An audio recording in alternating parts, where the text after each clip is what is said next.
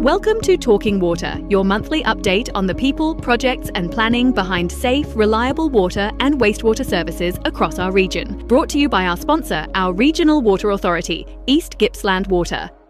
Hello and welcome to Talking Water, our regular segment where we talk all things water and wastewater with our Regional Water Authority, East Gippsland Water. Today I have the pleasure to be joined by East Gippsland Water's Managing Director, Michael Wandmaker. Michael, welcome back to the program. Thanks, Damien. It's great to be here. Michael, the last time you joined us was at the end of 2025, so it's great that you can check in again with our listeners. We're coming up to the end of the financial year and July marks the start of the new corporate plan. What does this time of year represent? Yeah, that was a great question. This is a bit of a milestone for these types of organisations and we take it very seriously. Year-end close and we're obviously the start of the next financial year. We do a review of the year that has been and look at have we achieved all the objectives that we set for ourselves, have we achieved the budgets that we set for ourselves, and there's a real lessons learned, and this is part of the continuous improvement culture of what do we do well and what can we learn from that and how can we become a better business that provides better service to the customers and community that we serve. So that's a really important part of every year we look at this, but also we started more than 4 or 5 months ago, we started planning for the next financial year, and that's a really important issue that we need to discuss as well.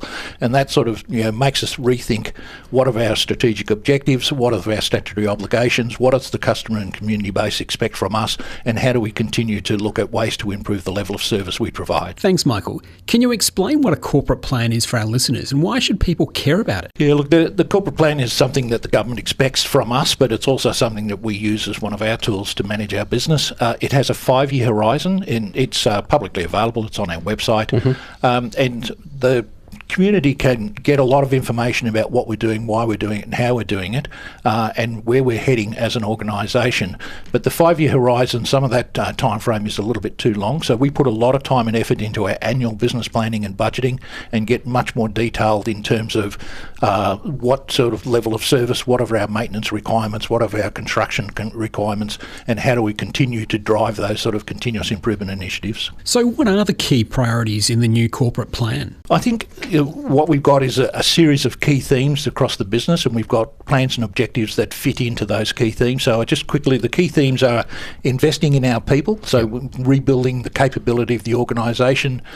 Technically, we call that becoming a learning organisation, and building an empowered workforce so that they have the ability to make decisions quickly on behalf of the community, solve problems, and they have the skills and capability and confidence to do that within the organisation.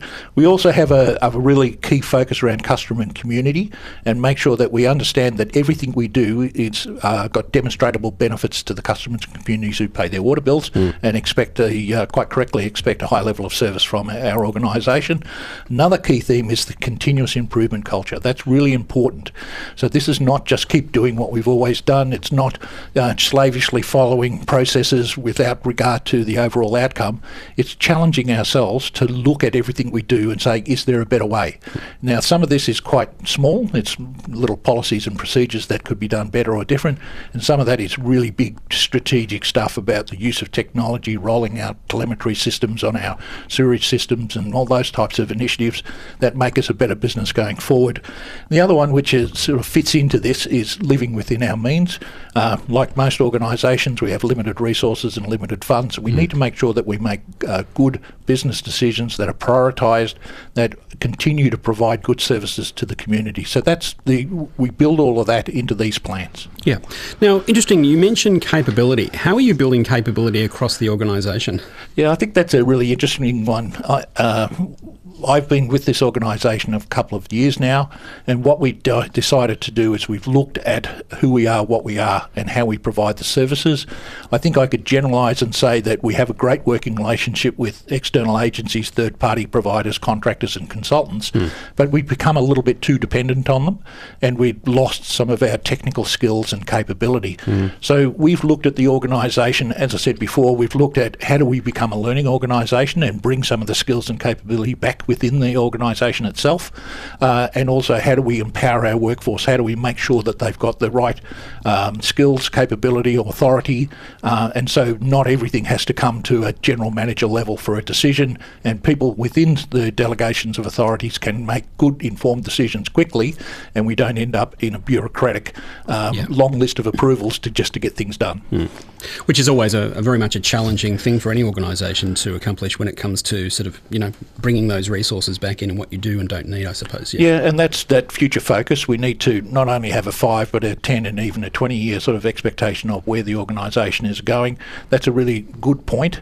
We're looking at bringing back some of the more technical skills, so trade-based skills and construction management, project management skills within the organisation, and some of that takes a long time. But it's a solid commitment that we've given to ourselves and to the region that we will become a more capable organisation. And in a regional area like East Gippsland, local industry plays an important role too.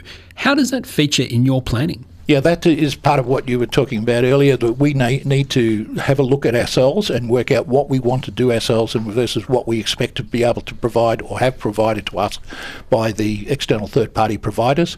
We've got a strong program of how to build partnerships and relationships, but also how to make sure that most of our decisions and the tenders that we put into the marketplace support the local industry base. Yep. So we will always have to buy in some smarts from internationally and other parts of Australia, but in every case we're looking at how do we continue to build relationships within the region and build long-term relationships. So I think if I simplify one of the things, we would go to the marketplace for individual contracts, where we're now looking at putting longer-term period contracts in place where people have that continuity and certainty of work, so that they can buy equipment, they can train people, and we have a better working relationship. Thanks, Michael. Through our previous discussions with East Gippsland Water, I know there's been significant investment in your capital projects.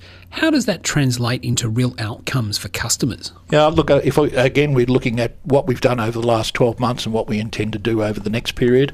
Just to really simplify it, people really don't see a huge amount of work that goes on a regular basis, but I can tell you that we've delivered in the last 12 months 62 capital projects, construction projects, across the whole region, and some of those have been quite important. We've rebuilt the North Arm water distribution system in Lakes Entrance, as well as rebuilding part of the sewage treatment plant processes in Painesville and Bairnsdale.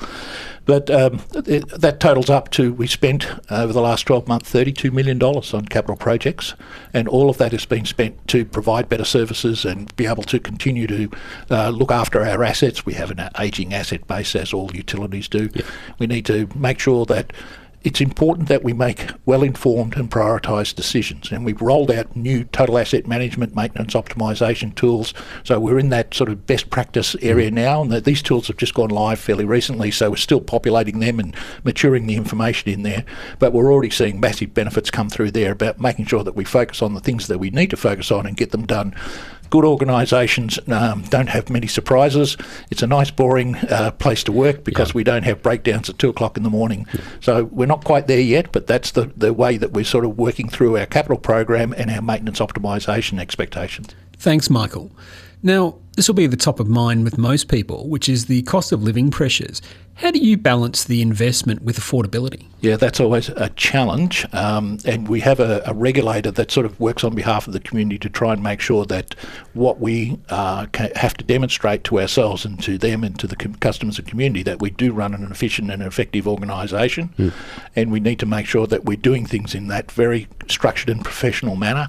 So prioritising and making sure that as we've discussed, we've got limited resources and limited funds, so we need to get the best possible outcome for those investments.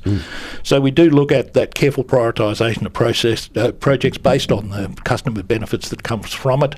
We stage the investments over a period of time, so we're not just building things because we want to. We build things when we need to, and we only build what I would call the minimum viable product that actually provides the good outcome that we're looking for without silver bells and Rolls-Royce solutions.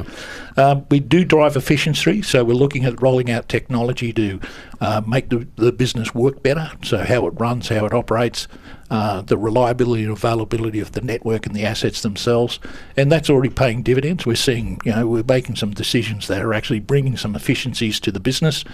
I should point out that when we actually save money, We're not trying to do less. We're not trying to create a better dividend for government or anybody else. We're looking to reinvest those savings back into the business to provide better services. Yeah. Thank you, Michael. And finally, what message would you like to leave with listeners as we head into the new financial year? The focus will always remain on the reliability and availability of the network and service. We're an asset-based organisation. It's important that we have the capability to manage those assets in a way that provides high-quality service to the level that the customers and community expects. But we've a very customer-focused, very community-orientated, although some people sort of don't have much to do with us on a day-to-day basis. But we do take into consideration or try and make sure that all of our significant decisions provide customer and community benefit. So that's something that we will continue to do and people should expect from us. We are committed to listening to the customers and community, and people have a voice. Our main source of revenues is the water bills that you and everybody else pays. We don't sort of take a huge amount of money from the tax base of the state or the feds. It's actually from the water bills is where we get the revenue we need to run the business. So we know that our customers are the people that we need to continue to focus on and service. And we're very proud to be part of the community, working in partnership with local councils and other people to provide, combined outcomes and efficiencies that, and some of it's not directly related to us, some of it is more environmental issues, working with catchment authorities, local councils and others to provide sort of a better place for us to all live and work in the future. Thank you. Michael, thank you so very much. This morning's guest on Talking Water is East Gippsland Water's Managing Director, Michael Wandmaker. Thank you very much for joining us. Thank you.